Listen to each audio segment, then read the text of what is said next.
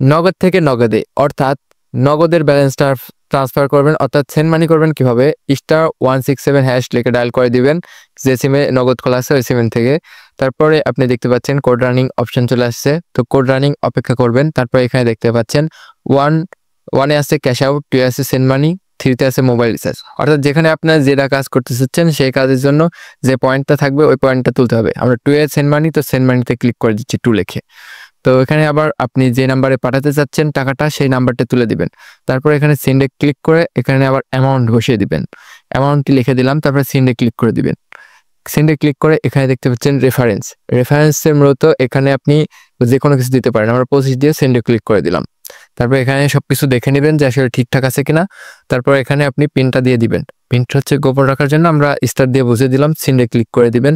তাহলে আপনার এই পেমেন্টটি মানে সেন্ড মানিটি সাকসেসফুল হয়ে গেছে। এখন আপনার মেসেজ আসবে, যদি মেসেজ না আসে, আবার যদি সেন্ড মানি সাকসেসফুল না হয় এখানে দেখাবে রিকোয়েস্ট মানি, অর্থাৎ অন্য কিছু দেখাতে পারে। তো আমাদের সাকসেসফুল হয়েছে যে এখান থেকে নগদ থেকেও মেসেজ চলে